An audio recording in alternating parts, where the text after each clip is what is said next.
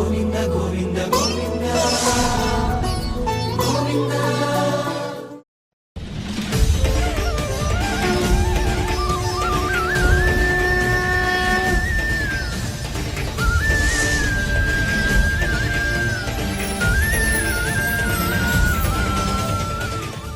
ఓం నమో వెంకటేశాయ. ఏడుకొండలవాడ వెంకటరమణ గోవింద గోవింద. శ్రీ శ్రీనివాస శ్రీ వెంకటేశ గోవింద గోవింద. కలియుగ ప్రత్యక్ష దైవం శ్రీనివాస పరబ్రహ్మ అనుగ్రహ విశేషంతో శ్రీమద్భాగవతంలో దశమస్కంధంలోని విశేషాలు యథాశక్తి తెలుసుకుంటున్నాం. నారాయణం నమస్కృత్య నరం చైవ నరోత్తమం దేవీం సరస్వతీం వ్యాసం తతో జయముదీరయేత్. శుకయోగీంద్రుల వారు పరీక్షిన్ మహారాజునకు శ్రీకృష్ణస్వామి దివ్యలీలా విశేషాలను వర్ణించి చెబుతూ ఉన్నారు. దేవకీదేవి కృష్ణుణ్ణి ప్రార్థించింది, నీవు నా పుత్రుడవైనా సాక్షాత్తు పరమాత్మ స్వరూపుడివి. ఒకనాడు మీ గురుదక్షిణ తీర్చుకోవటం కోసం బలరామకృష్ణులారా మీరిద్దరూ యమలోకానికి వెళ్ళి ఆయన పుత్రుని తీసుకొచ్చి సజీవంగా అప్పచెప్పారు. మరి మా అన్న కంసుని చేత చంపబడినటువంటి 6 పుత్రుల్ని మీ సోదరుల్ని ఏ లోకంలో ఉన్నా చూడాలని నా కోరిక, మీరే తీసుకురావాలి అని దేవకీదేవి కోరితే అక్కడి నుంచి బలరామకృష్ణులు ఇద్దరూ కూడా బయలుదేరి సుతల లోకానికి చేరుకున్నారు. సుతల లోకంలో ఎవరున్నారు? బలిచక్రవర్తి ఉన్నాడు. వెంటనే ఆ బలిచక్రవర్తి బలరామకృష్ణుల్ని ఎంతో గౌరవంగా పూజించాడు. అప్పుడు కృష్ణస్వామి తాను వచ్చినటువంటి విషయాన్ని వివరించి చెప్పాడు. నీ దగ్గరే ఉన్నారు 6, నా తల్లి కోరింది కాబట్టి నా సోదరుల్ని పంపించవలసిందని కోరాడు. అదేవిధంగా వారి పూర్వజన్మ వృత్తాంతాలన్నీ కూడా వర్ణించి చెప్పాడు. ఆ తరువాత బలిచక్రవర్తి ఆ పిల్లల్ని 6 శ్రీకృష్ణస్వామితో పంపించాడు. తాన్ దృష్ట్వా బాలకాన్ దేవి పుత్రస్నేహ స్నుతస్తని పరిష్వజ్యాంకమారోప్య మూర్ధ్య జిఘ్రత్ అభీక్ష్ణశః. ఆ బాలకుల్ని చూడంగానే దేవకీదేవి ఎంతో సంతోషించింది. 6 పిల్లల్ని దగ్గరగా చక్కగా హత్తుకుని పుత్రప్రేమతో ఆమె స్తనం నుంచి క్షీరాలు జాలువారుతూ ఉన్నాయి. పిల్లల్ని చక్కగా ఒళ్ళో కూర్చోబెట్టుకుని శిరస్సు మీద అనేక మార్లు ముద్దు పెట్టుకుంది. తల్లి ప్రేమ అలా ఉంటుంది. అపాయయత్ స్తనం ప్రీత సుతస్పర్శ పరిప్లుత మోహిత మాయయా విష్ణో యయా సృష్టి ప్రవర్తతే. మరణించిన పిల్లవల్ని తీసుకొచ్చినటువంటి వాడు శ్రీకృష్ణుడు పరమాత్మ అని తెలుసు దేవకీదేవికి. అలాంటప్పుడు ఎప్పుడో మరణించినటువంటి పుత్రుల్ని చూడాలనేటువంటి మోహం ఎందుకు? అదే విష్ణు మాయ. ఆ మాయకి లోనై దేవకీదేవి ఆ వచ్చినటువంటి తన పుత్రులందరికీ స్తన్యాన్ని ఇచ్చింది. చిన్నతనంలో శ్రీకృష్ణస్వామి పుట్టిన వెంటనే తల్లి యొక్క స్తనాన్ని స్వీకరించాడు. ఆ తరువాత ఆమె స్తనాన్ని ఈ 6 మరలా పంచుకున్నారు దేవకీ దగ్గర. మోహిత మాయయా విష్ణు, ఇదంతా విష్ణు యొక్క మాయ చేతనే జరిగింది. యయా సృష్టి ప్రవర్తతే, ఏ పరమాత్మ చేతనైతే ఈ సమస్త సృష్టి నడిపించబడుతోందో, ఎవని చేత సృష్టింపబడుతోందో ఈ జగత్తు, అటువంటి కృష్ణస్వామి మాయకి లోనై ఆ దేవకీదేవి తన పుత్రుల్ని చక్కగా దగ్గరికి తీసుకుంది. పీత్వామృతం పయస్తస్యాహ పీతశేషం గదాభృతః నారాయణాంగ సంస్పర్శ ప్రతిలబ్ధాత్మ దర్శనాః. అమృతతుల్యమైనటువంటి దేవకీదేవి యొక్క స్తన్యాన్ని గురోలినటువంటి ఆ 6 పుత్రులు, సుతలలోకం నుంచి వచ్చినటువంటి బలరామకృష్ణుల యొక్క సోదరులు ఆ తల్లి యొక్క స్తన్యాన్ని చక్కగా స్వీకరించి ఆనందించారు. ఒకప్పుడు శ్రీకృష్ణస్వామి స్వీకరించినటువంటి స్తన్యాన్నే ఈరోజు వీరు స్వీకరించారు. ఆ స్వామి శరీరాన్ని స్పృశించటం చేత ఆ 6 కూడా తమ తమ దుష్టమైనటువంటి కర్మ సంబంధమైన పాపాన్ని పోగొట్టుకున్నటువంటి వారై ఆ పరమాత్మను అర్థం చేసుకోగలిగారు. ఆ పరమాత్మ తత్వంతో వారికి ఆత్మ సాక్షాత్కారం కలిగింది. ఆనాడు వారి శాపం కాస్త తీరిపోయింది. బ్రహ్మగారి శాపం మరలా వాళ్ళ దివ్యలోకాలకు వెళ్ళడానికి సంసిద్ధులయ్యారు. తే నమస్కృత్య గోవిందం దేవకీం పితరం బలం మిషతాం సర్వభూతానాం యయుర్ధామ దివౌకసాం. వారు చక్కగా గోవిందునకు నమస్కారం చేశారు, దేవకీదేవికి నమస్కారం చేశారు, తండ్రి అయినటువంటి వసుదేవునకు, అలాగే బలరాముడు కూడా విష్ణువంశే కాబట్టి ఆయనకి నమస్కారం చేశారు. సమస్తమైనటువంటి ప్రాణులకు దిక్కైనటువంటి ఆ బలరామకృష్ణులకు నమస్కారం చేసి అక్కడి నుంచి నిజమైనటువంటి తమ నివాసానికి చేరుకున్నారు. తం దృష్ట్వా దేవకీదేవి మృతాగమన నిర్గమం మేనే సువిస్మిత మాయాం కృష్ణస్య రచితాం నృప. దేవకీదేవి ఆశ్చర్యపోయింది. చనిపోయిన పుత్రులు మళ్ళీ తిరిగి రావడం ఏమిటి? మరణించిన వారు అసలు ఎవరైనా లోకంలో తిరిగి వస్తారా? వాళ్ళని మనం చూస్తామా? లేదు కదా. కానీ కృష్ణుడు సామాన్యుడు కాదు, ఆయన పరమాత్ముడు కాబట్టే మరణించిన వారిని కూడా కంటి ముందుకి తీసుకొచ్చి చూపించాడు అని ఆశ్చర్యానికి లోనయ్యింది. ఇదంతా కృష్ణుని చేత రచింపబడినటువంటి దివ్యమైనటువంటి మాయా అని అర్థం చేసుకుని ఆనందించింది. ఏవం విధాన్యద్భుతాని కృష్ణస్య పరమాత్మనః వీర్యాణ్యనంత వీర్యస్య సంతి అనంతాని భారత.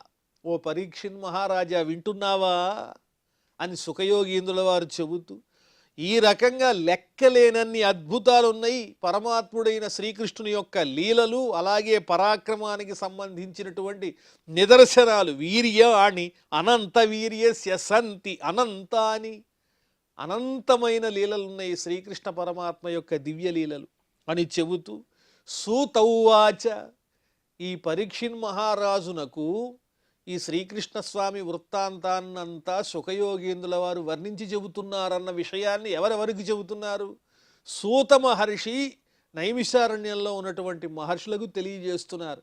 మళ్ళీ సూతుల వారి విషయాన్ని ఒక్కసారి ప్రస్తావన చేస్తూ, సూతౌవాచ య ఇదమనుశృణోతి శ్రావయేద్వామురారే చరితమమృత కీర్తే వర్ణితం వ్యాసపుత్రై జగదగభిదలం తద్భక్త సత్కర్ణపూరం భగవతి కృతచిత్తో యాతి తత్క్షేమధామ. ఎవరైతే ఈ శ్రీకృష్ణ స్వామి దివ్యమైనటువంటి చరిత్రను భక్తిపూర్వకంగా వింటారో, వినిపిస్తారో, అమృతమయమైన కీర్తి కలిగినటువంటి వాడు ఆ పరమాత్మ. అలాంటి దివ్యమైన కృష్ణుని యొక్క దివ్య కీర్తిని ఎవరి చేత వర్ణింపబడింది? వ్యాసపుత్రై, వ్యాసుని యొక్క పుత్రుల చేత. ఇక్కడ బహువచనం ప్రయోగించారు. ఎందువల్ల బహువచనం ప్రయోగించారు? చెప్పేది సుఖమహర్షి ఒక్కరే కదా పరీక్షిన్ మహారాజునకు. మరి వ్యాసపుత్రై వర్ణితం అన్నారు అంటే పూజార్థం బహువచనం. అంటే బహువచనం ఎప్పుడు ప్రయోగిస్తారంటే గౌరవించేటువంటి సందర్భంలో ఒకరికైనా బహువచనాన్ని ప్రయోగించటం అనేటువంటిది శాస్త్ర పద్ధతి. దానిని అనుసరించి వ్యాసుల వారు విలక్షణమైనటువంటి ప్రయోగం చేసి చూపిస్తూ ఉన్నారు. సూతుల వారు చెబుతున్నారు వ్యాసపుత్రై వర్ణితం, వ్యాసుని పుత్రులైనటువంటి సుఖయోగేంద్రుల వారి చేత వర్ణింపబడిన ఈ శ్రీకృష్ణ స్వామి దివ్య చరిత్ర ఎవరు విన్నా వారి యొక్క పాపాలన్నీ పోతాయి. జగదగభి అలం తద్భక్త సత్కర్ణపూరం, చెవుకి ఎంతో ఇంపైనటువంటిది. మరి ఈ చెవుకి నిజమైన అలంకారం ఏమిటి అంటే కుండలాలు కాదు, ఆ చెవుని నింపేటువంటి ఆపాత చక్కని అమృతతుల్యమైనటువంటి చక్కని ఆ స్వామి యొక్క దివ్యమైన కథలే. భగవతి కృత చిత్తో యాతి తత్క్షేమధామ, ఈ జగత్తులో సమస్తమైనటువంటి పాపాన్ని పోగొట్టుకున్నటువంటి వాడై ఆ పరమాత్మ యందు ఎవరైతే మనస్సుని నిలబెడతాడో అతడు క్షేమధామ, తిరిగి రానటువంటి ఎప్పుడూ క్షేమాన్ని కలిగించేటువంటి వైకుంఠధామాన్ని చేరుకుంటాడు, అందులో సందేహం లేదు అని సూతుల వారు మహర్షులందరికీ చెబుతూ ఆ తరువాత 86వ అధ్యాయంలో ప్రవేశిస్తున్నాం మనం. దశమస్కంధం. బ్రహ్మన్వేదితుమిచ్ఛామః స్వసారం రామకృష్ణయో యథోపయేమే విజయో యామమాసీత్ పితామహి. మళ్ళీ పరీక్షిన్ మహారాజు సుఖయోగీంద్రుల వారిని ప్రశ్నిస్తున్నారు. ఏమని? ఓ బ్రహ్మర్షి, నీకు నమస్కారము. నేను ఒక గొప్ప విషయాన్ని తెలుసుకోవాలనుకుంటున్నాను. రామకృష్ణయోహ స్వసారం, బలరామకృష్ణుల యొక్క చెల్లెలైనటువంటి సుభద్రను విజయ అంటే అర్జునుల వారు యథా ఉపయేమే ఏ విధంగా వివాహం చేసుకున్నారు. ఆమె సాక్షాత్తు ఆ సుభద్ర నాకేమవుతుంది, నాయనమ్మే అవుతుంది కదా. ఆమెను, ఆ సుభద్రను ఏ విధంగా అర్జునుల వారు వివాహం చేసుకున్నారో ఆ పూర్వ వృత్తాంతాన్ని ఒక్కసారి వివరించి చెప్పండి అని ఆ సుభద్రా పరిణయానికి సంబంధించిన విషయాన్ని అడుగుతున్నారు ఆ పరీక్షిన్ మహారాజు సుఖయోగీంద్రులను. శ్రీ సుఖౌవాచ అర్జునస్తీర్థయాత్రాయాం పర్యటన్ నవనీం ప్రభు గతః ప్రభాసమశృణోత్తు మాతులేయీం స ఆత్మనః. అర్జునుడు ఒకసారి తీర్థయాత్ర నిమిత్తం ఈ భూమి మీద సంచరిస్తూ ప్రభాస తీర్థం అనేటువంటి ప్రదేశానికి వెళ్ళాడు. ద్వారకకు సన్నిహితంగా ఉన్న ప్రదేశానికి వెళ్ళాడు. ఆ సమయంలో సుభద్ర యొక్క అందచందాల గురించి చక్కగా విన్నాడు. విని తన మేనమామ కుమార్తె వసుదేవుని యొక్క కుమార్తెయే ఆ సుభద్ర. ఆ అందచందాల గురించి చక్కగా విన్నటువంటి వాడై దుర్యోధనాయ రామస్తాం దాస్యతీతి నచాపరే తల్లిప్సు సయతిర్భూత్వా త్రిదండి ద్వారకామగాత్. మరి ఆ సుభద్రని బలరాముడేమో తన శిష్యుడైనటువంటి దుర్యోధనునికి ఇవ్వాలని నిశ్చయించుకున్నాడు.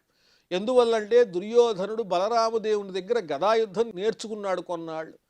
అందువల్ల శిష్య ప్రేమ వాత్సల్యం ఉండడం సహజమే. కానీ బలరాముడు తప్ప తక్కిన వారందరూ, అంటే దేవకి గాని వసుదేవుడు గాని కృష్ణుడు గాని ఇతరులందరూ ఆ సుభద్రని దుష్ట దుర్యోధనుడికి కాదు ఇవ్వాల్సింది, అర్జునుడికి ఇవ్వాలి అనే ఆలోచన వాళ్ళకు ఉంది. తల్లిప్సు సయతిర్భూత్వా త్రిదండి ద్వారకామగాత్. బలరామునికి తప్ప ఎవరికీ ఇష్టం లేదన్న విషయాన్ని తెలుసుకున్న అర్జునుడు త్రిదండి భూత్వా, ఒక సన్యాసి వేషాన్ని, త్రిదండి రూపాన్ని ధరించినటువంటి వాడై ద్వారకా నగరంలో ప్రవేశించాడు. త్రిదండి అంటే అర్థం ఏమిటంటే విష్ణు పుత్రత్వేన పాలకత్వేన వా యస్య విద్యతే సహా త్రిదండి. శ్రీ మహావిష్ణువు సాక్షాత్తు నన్ను పరిపాలించే దైవము అని, లేదా ఆ శ్రీ మహావిష్ణువే నాకు పుత్రుడు అనేటువంటి భావన కలిగిన వారు ఎవరైతే ఉంటారో వాళ్ళనే త్రిదండి అని పిలుస్తారు. అంటే అన్ని సంబంధాలు మాకు భగవంతునితోనే తప్ప ఈ లోకంలో ఉన్న లౌకికమైనటువంటి సంబంధాలు విషయవాసనలు మాకేమీ లేవు అని భావించి సన్యసించి ఆ శ్రీ మహావిష్ణువు యందే నిరంతరము బాంధవ్యము భక్తి పెట్టుకున్న వాళ్ళు ఎవరో వాళ్లే త్రిదండి అని పిలువబడతారు. అటువంటి రూపాన్ని ధరించాడు అర్జునుడు. కానీ ఇతడు మాయా రూపాన్ని మాత్రమే ధరించాడు. తత్ర వై వార్షికాన్ మాసాన్ అవాత్సీత్ స్వార్థ సాధక పౌరై సభాజితో అభీక్ష్ణం రామేణ జానతా చ సహా. ఆ ద్వారకా నగరంలో ఈ త్రిదండి రూపంలోనే చక్కగా సంచరిస్తున్నాడు అర్జునుడు. ఎవరు గుర్తుపట్టలేదు, మారువేషంలో ఉన్నాడు. ఎన్ని నెలలు అంటే 4 నెలలు. వార్షికాన్ మాసాన్, వర్ష సంబంధమైనటువంటి 4 నెలలు. అంటే ఆషాఢము, శ్రావణము, భాద్రపదం, ఆశ్వయుజం అనబడే 4 నెలల పాటు చక్కగా అక్కడే ఉన్నాడు ఆ నగరంలోనే. ఆ నగరంలో, ద్వారకా నగరంలో ఉండే పౌరులంతా కూడా గౌరవిస్తున్నారు. ఇతడు త్రిదండి సన్యాసి అని చక్కగా అతన్ని పూజిస్తున్నారు. బలరాముడికి ఈ విషయం తెలియనే తెలియదు. ఆ యతి రూపంలో ఉన్నటువంటి వాడు అర్జునుడన్న విషయమే తెలియదు బలరామదేవునకు. బలరామునకు యతులంటే పరమప్రీతి. ఏకదా గృహమానీయ ఆతిథ్యేన నిమంత్రియతం శ్రద్ధయోపహృతం భైక్ష్యం బలేన బుభుజే కిల. ఒకానొక సందర్భంలో మారువేషంలో యతివేషంలో ఉన్న అర్జునుణ్ణి యతే అని అనుకుని భ్రమపడి బలరాముడు చక్కగా తన ఇంటికి ఆతిథ్యంగా పిలిచి, అతిథిగా పిలిచి ఆయన్ని, స్వామి, ఓ యతి, మీరంటే నా గౌరవం, ఈరోజు మీరు నా ఇంటికి వచ్చి చక్కగా భుజించాలి అని ఆహ్వానించాడు ఇంటికి. శ్రద్ధయా ఉపహృతం భైక్ష్యం, ఎంతో శ్రద్ధగా ఆ యతి రూపంలో ఉన్న అర్జునుడి కోసం పరమప్రీతితో తగినటువంటి చక్కని భక్ష్యాలు ఏర్పాటు చేశాడు బలరామదేవుడు. అర్జునుడు వచ్చాడు మాయా రూపంలో. బలరామునికి తెలియదు వచ్చినవాడు అర్జునుడని. యతే అనుకున్నాడు. కావలసినటువంటి పదార్థాలు ఏర్పాటు చేశాడు. అర్జునుడు కూడా యతి రూపంలోనే ఉండి చక్కగా ఆ పదార్థాలన్నీ స్వీకరించాడు. సోపశ్యత్తత్ర మహతీం కన్యాం వీరమనోహరాం ప్రీత్యుత్ఫుల్లే క్షణస్తస్యాం భావక్షుబ్ధం మనోదదే.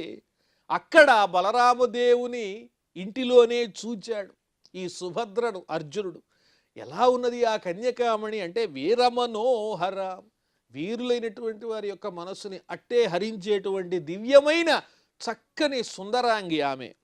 ఎంతో ప్రీతితో వికసించినటువంటి పద్మాల్లాంటి నేత్రాలతో కళ్ళు కూడా ఆర్పకుండా అలాగే చూచాడు సుభద్రని.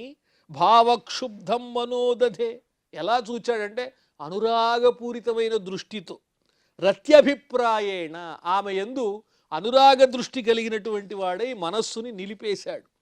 సాపితం చకమే వీక్ష నారీణాం హృదయంగమం హసంతి వ్రీడితాపాంగి తన్యస్త హృదయే క్షణ. సుభద్ర కూడా అర్జునుడిని చూచింది. పాపం బలరామునికి తప్ప అందరికీ తెలుసు ఆయన అర్జునుడని. అందువల్ల యతి రూపంలో ఉన్నటువంటి అర్జునుడిని ఏ దృష్టితో చూచింది? చకమే, ఇష్టపడింది. నారీణాం హృదయంగమం, స్త్రీలందరి యొక్క హృదయాలను ఆకర్షించేటువంటి దివ్యమైన అందమైన స్వరూపం కలిగిన ఆ అర్జునుణ్ణి చూడంగానే వరించేసింది సుభద్ర కూడా. హసంతి, నవ్వుతోంది. వ్రీడితాపాంగి, సిగ్గుతో అలా కడగొంటి చూపులతో అర్జునుణ్ణి చూస్తూ, తన్యస్త హృదయేక్షణ, అతని యందే ఉంచబడిన హృదయము చూపులు కలిగినదయింది సుభద్ర కూడా. ఇద్దరూ ఇష్టపడ్డారు.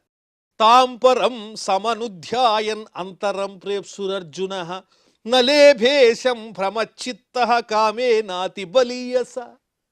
ఆలోచిస్తూ ఉన్నాడు అర్జునుడు ఆమె గురించే. ద్వారకలోనే ఉన్నాడు, యతి రూపంలోనే ఉన్నాడు.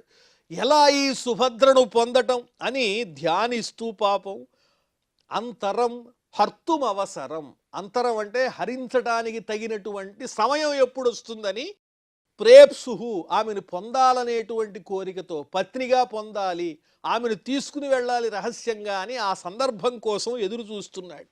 నలేభేశం భ్రమచిత్త, ఆ సమయమేమో దొరకటం లేదు. ఈ మనస్సేమో పరిపరి విధాలుగా భ్రమిస్తూ ఉన్నది, ఆమె ఎందే నిలిచిపోయి ఉన్నది. కామేన అతి బలీయస, బలవత్తరమైనటువంటి అనురాగంతో, సుభద్ర యందున్నటువంటి అనురాగంతో క్షణమొక యుగంలాగా రోజులు గడుపుతున్నాడు.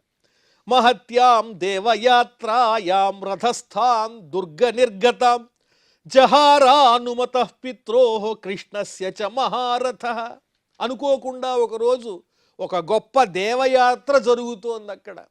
అంటే దేవతలకు సంబంధించినటువంటి చక్కని పూజ జరుగుతూ ఉన్నది. ఆ పూజ కోసం దుర్గాన్ని వీడి, కోటని వీడి సుభద్ర చక్కగా రథంలో బయటికి వచ్చింది. రథస్థాం దుర్గ నిర్గతాం, దేవతను ఆరాధించడం కోసం దుర్గం నుంచి బయటికి వచ్చింది రథం మీద. వెంటనే అదే అదనుగా అనుకుని అర్జునుడు జహార అనుమత పిత్రో, ఆమె తల్లిదండ్రులైనటువంటి దేవకీ వసుదేవుల యొక్క అనుజ్ఞ ఉన్నది. కృష్ణస్య చ మహారథ, కృష్ణుని యొక్క అనుజ్ఞ కూడా ఉన్నది. పాపం బలరాముడికే తెలియదేవి. వాళ్ళ అనుమతితోనే సుభద్రను ఆ సమయంలో అక్కడి నుంచి అపహరించేశాడు అర్జునుడు.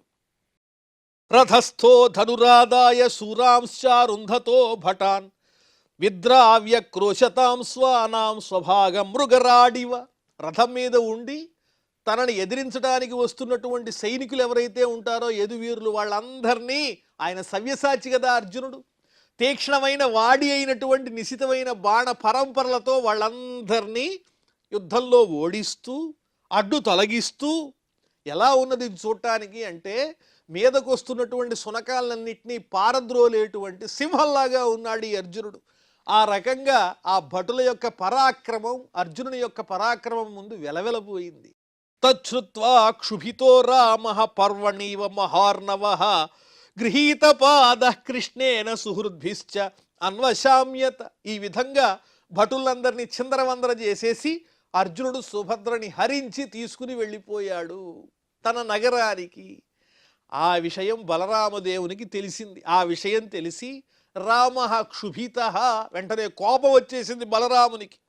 ఎలా ఉన్నాడు ఆయన అంటే పర్వణి మహార్ణవ ఇవ, పున్నమి నాడు ఏ విధంగానైతే సముద్రుని యొక్క అలలు ఎగసి ఎగసి పడుతూ ఉంటాయో ఆ రకంగా అతని కోపం తారాస్థాయికి చేరుకుంది. వెంటనే సత్వసంపన్నుడైనటువంటి శ్రీకృష్ణ స్వామి మెత్తగా మెల్లగా అన్నగారి దగ్గరికి చేరి ఆయన పాదాలు పట్టుకున్నాడు. అన్నయ్య సుహృద్భిశ్చాన్వశామ్యత, ఇంకేముంది, అమ్మాయి ఇష్టపడింది, అబ్బాయి ఇష్టపడ్డాడు, వారిద్దరూ ఒకటయ్యారు, మన బంధువులే కదా, ఇంక చేయగలిగిందే ఉంది, శాంతించండి అని కృష్ణుడు పాదాలు పట్టుకుని వేడుకున్నాడు.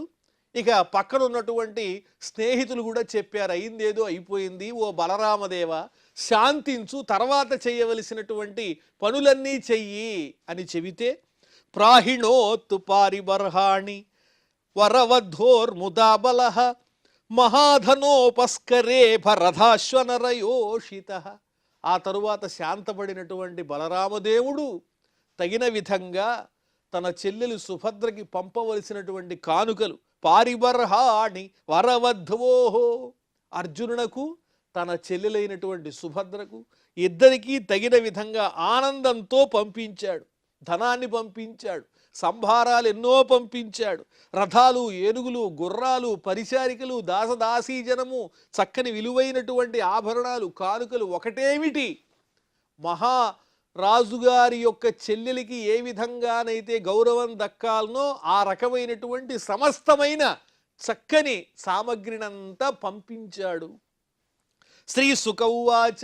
అక్కడతో ఆ సుభద్రా పరిణయం అనేటువంటి వృత్తాంతం పూర్తయిపోయింది. అర్జునుడు చక్కగా సుభద్రని ఆ రకంగా తీసుకుని వెళ్ళి వివాహం చేసుకున్నాడు. ఆ తరువాత మరొక శ్రీకృష్ణ లీలా విశేషాన్ని వర్ణించి చెబుతూ ఉన్నారు ఇక్కడ సుఖయోగేంద్రుల వారు పరీక్షిన్ మహారాజునకు. శ్రీ సుకౌవాచ. కృష్ణస్యాసీత్ ద్విజశ్రేష్ఠ శృతదేవ ఇతి శ్రుతః కృష్ణైక భక్త్యా పూర్ణార్థః శాంతః కవిః అలంపటః. బ్రాహ్మణోత్తముడు ఒకరున్నారు, కృష్ణుని యొక్క స్నేహితుడు. ఆయన పేరు ఏంటంటే శృతదేవుడు అని పేరు.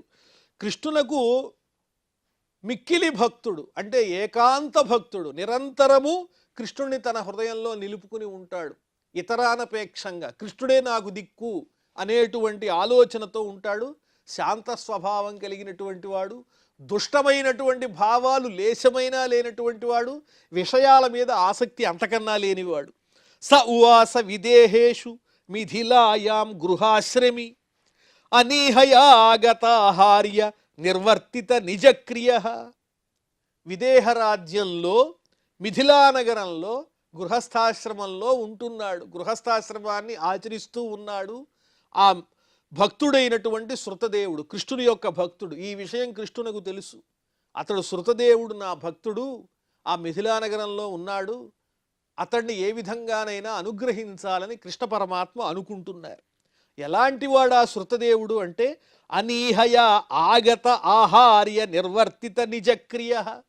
ఏమాత్రము కోరిక లేకుండా, నాకే కావాలి అనే భావన ఏమాత్రం లేకుండా ఆనాడు దొరికినటువంటి ఆహారంతో సామగ్రితో తన యొక్క నిజ జీవితాన్ని గడిపేటువంటి ఉత్తమమైన లక్షణం కలిగినటువంటి వాడు. ఏ రోజుకు ఆ రోజు భగవద్దత్తమైనటువంటి పదార్థంతోనే తృప్తి పడుతూ దానితోనే తన కుటుంబాన్ని పోషించుకుంటూ ఉండేటువంటి వాడు. యాత్రామాత్రం త్వహరహ దైవాదుపనమత్యుత నాధికం తావతా తుష్ట క్రియాశ్చక్రే యథోచితా. యాత్రామాత్రం, ఈ శరీర యాత్ర, ఈ జీవనం ఏ విధంగా సాగాలో అంతకు మాత్రమే తగినటువంటి ప్రతిరోజు కావలసినటువంటి ద్రవ్యాన్ని, దైవము వల్లనే నాకు ఈ ద్రవ్యం లభించిందని ఏ రోజుకు ఆ రోజు భావన చేస్తూ అది ఆయనకి లభిస్తుంది, అంత మాత్రంతోనే తృప్తి పడుతూ, అంతకన్నా అధికంగా ఏమాత్రమూ ఇష్టపడకుండా ఉన్నదానితోనే తుష్టి చెందుతూ తదనుగుణంగా సంసార సంబంధమైనటువంటి క్రియలను ఆ సంసార బంధుత్వంతో ఏమాత్రం సంగం లేకుండా యథోచితంగా తగిన విధంగా నడుపుకొస్తున్నాడు ఆయన. ఏకాంత భక్తుడు కృష్ణునకు. తథా తద్రాష్ట్రపాలోంగ బహుళాశ్వ ఇతి శ్రుతః మైథిలో నిరహం మానః ఉభావప్యచ్యుత ప్రియం. అలాగే ఆ రాష్ట్రాన్ని, ఆ మిథిలా నగరాన్ని పరిపాలించేటువంటి ఒక రాజుగారు ఉన్నారయ్యా, ఓ పరీక్షిన్ మహారాజా. ఆయన పేరు బహుళాశ్వుడు అనేటువంటి పేరు కలిగినటువంటి వాడు. ఆ బహుళాశ్వుడు అనేటువంటి రాజు కూడా ఇతని వలె ఆయన కూడా శృతదేవుని వలె ఆ శ్రీకృష్ణ స్వామి భక్తుడే. అతడు మిథిలా నగరంలో ఉంటాడా మహారాజు బహుళాశ్వుడు, ఏమాత్రము అహంకారం లేనివాడు. ఈ రకంగా మహారాజైనటువంటి బహుళాశ్వుడు, అదేవిధంగా ఆ నగరంలో నివసించేటువంటి శృతదేవుడు, వీళ్ళిద్దరూ కూడా శ్రీకృష్ణ పరమాత్ముణ్ణి తదేకంగా తమ మనస్సులో నిలుపుకుని చింతించేటువంటి వారు, ధ్యానించేవారు, విషయాల పట్ల ఏ విధమైన ఆసక్తి లేనివారు. మరి అటువంటి వాళ్లను శ్రీకృష్ణ స్వామి అనుగ్రహిద్దామనుకున్నారు తన దర్శనంతో.